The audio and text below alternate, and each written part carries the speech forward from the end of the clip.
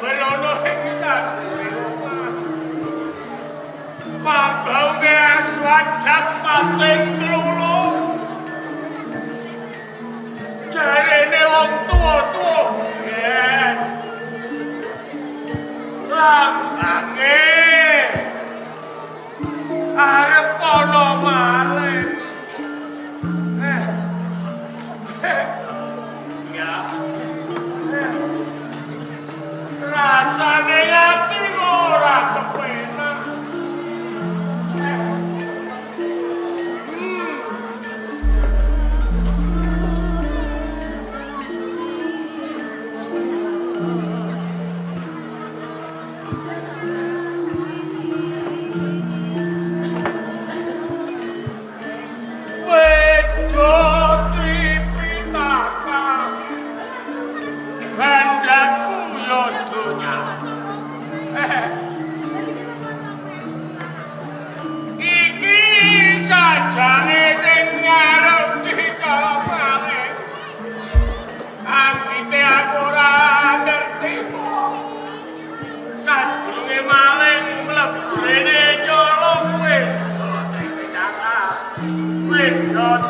Selamat kali kebet kecelek.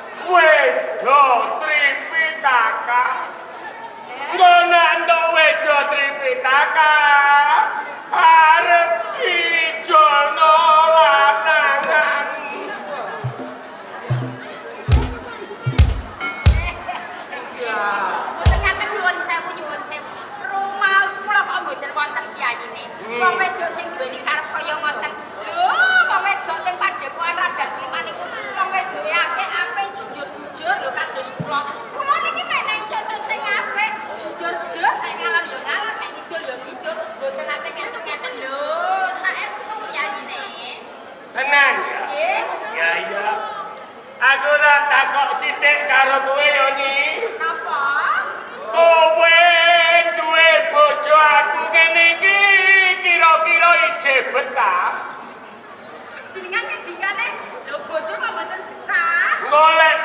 getun. Mergo umurku wis 120 taun. Nggih. Kowe lagi 17 tahun. Kiyayine. Foto panjenengan boten sak resula kaya ngoten. Senajan to kula niku gadah bojo panjenengan piyayine wis sepuh. Ning kula ikhlas nampa amanane lahir batin kula tresnani, lahir batin kula gemateni. Malah boten kok niku lho piyayine.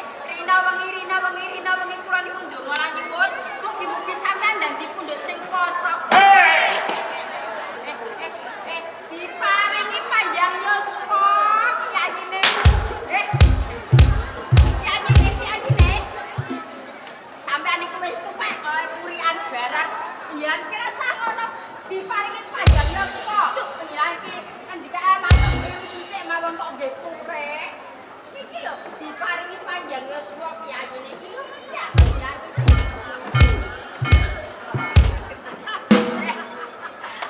Boten monggo piyayine monggo. Diparingi. Lah yo ngeten kok panjenengan mlaku nek ra dituwak nganggo cekene wis ora patu-patu. Hati-hati. Iki balik ngrembug perkara maling. Nggih. Sing jenenge maling iku ngemal barange wong sing ora eling. Upamane bengi iki mau aku kok ora eling, aku yo sida kelangan. Apa ilang lho video Tripitaka piyayine? Wedo rumangsamu ilang. Nggih mboten. Sing kandha ilang sapa? Lah, Lah wong saurunge maling mlebu rene, wedo wis tak simpen. Dadi yo malinge kecelek.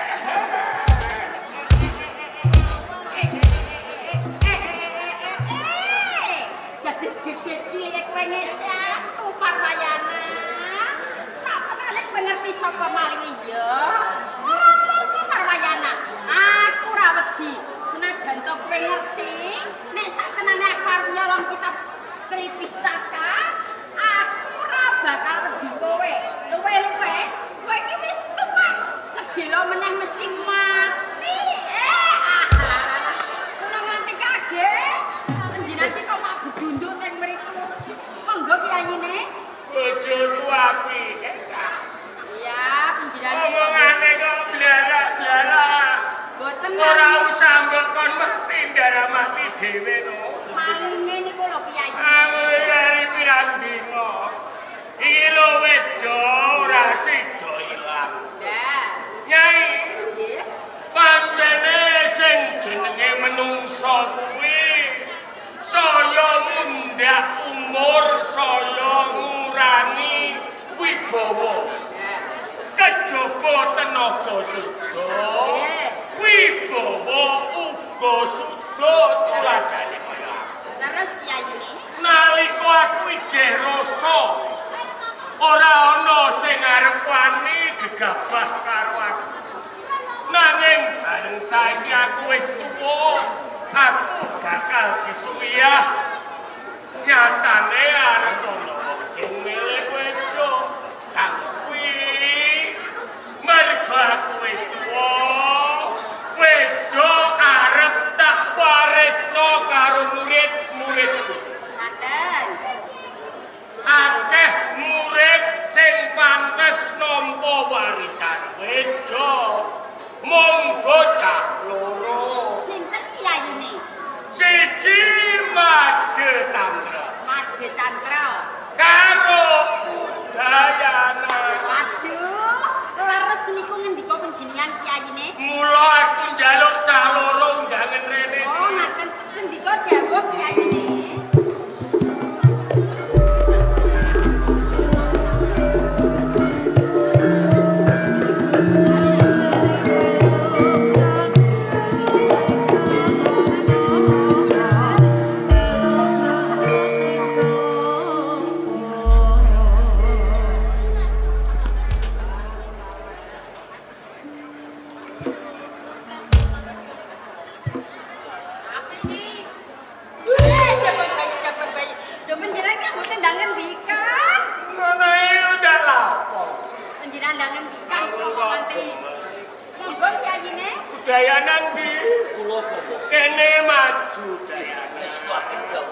Aku nek nyawang kowe iki seneng.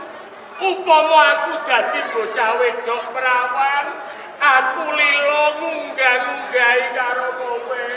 Bocahe bagus, kalem, meneng, ora pencilaan. Ning aja kliru. Kowe bagus golek rakus. Ngerti bojoku ayu, kok bojoku mbok ambungi. Boten watak kula. Aja nakal ya. Boten. Apa Parwayana? Ana apa? Kula kinten murid-murid ing Kadas Iman iki kok mboten wonten. Murid ingkang badhe nyenengi bojone liyan. Ngono ya. Ning aku iku paling titen kok ta. Wis do titeni ae. Janji ana bocah lanang, tandrane rambute kriwul irunge mbetek. Iku cara kuting celungkah. Guru, Irung kula niku mbetet. Ning kula niku mboten celukak. Lah sing ngarani kowe sapa? Iki ngene lho. Iki ngene. Wedo Tripitaka bakal tak wariske marang murid-murid. Dene sing tak anggap pantes nampa warisan wedo. Mung bocah loro antarane Udayana lan Magetantra. Krana wedo iki mung siji, wong kowe kuwi bocah loro. Sapa sing ora nampa aja gelo. Ya ini. Kula nyuwun kalih panjenengan. Ya menika dados guru kendhapipun ingkang adil. Panjenengan pirsani murid ingkang langkung dangu dados siswa dalem. Murid ingkang tetek tanggung jawab. Kados Magetantra tok cer jios kawas-kawas Magetantra Leres, biasa. leres. Magetantra niku jios sae. Ya. Piye-piye aku anut bojo. Nggih to? Ya, anut wong wedok. Bojo kok mboten dinut. Bojo kok ora dinut. Lah, nggih. Piye-piye tetep anut bojo. Nggih, yayine. Atine do ditata. Wiwit saiki wedo Tripitaka tak warisno karo kowe.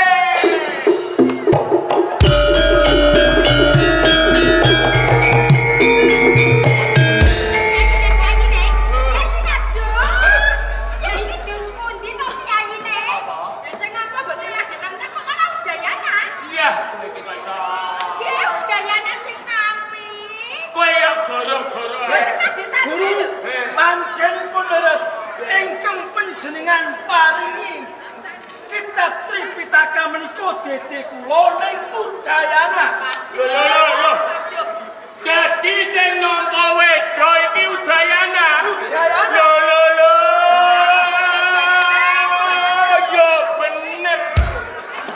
Yo bener kok ancene arep tak wedo Udayana.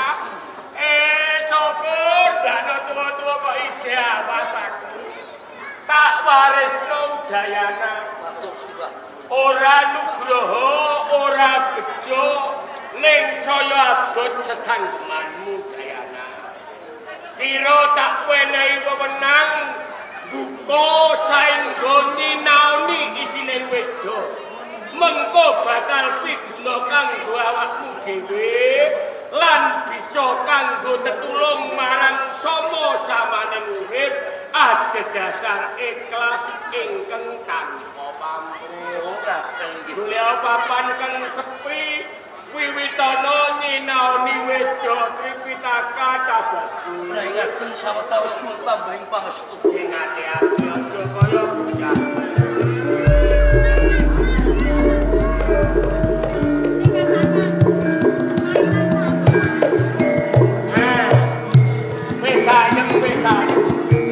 Atiku mak plong. Wedo tiga Udayana. Cara turu aku wis angker. Malinge wis ora wani nyolong.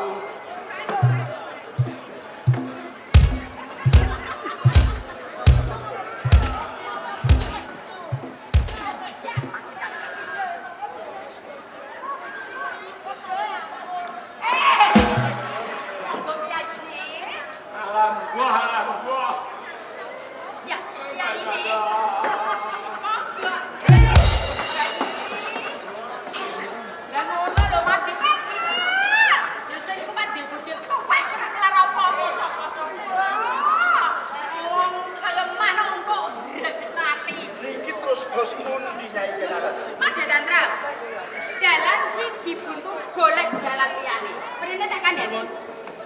Ngaten. Pamit. Tindakke.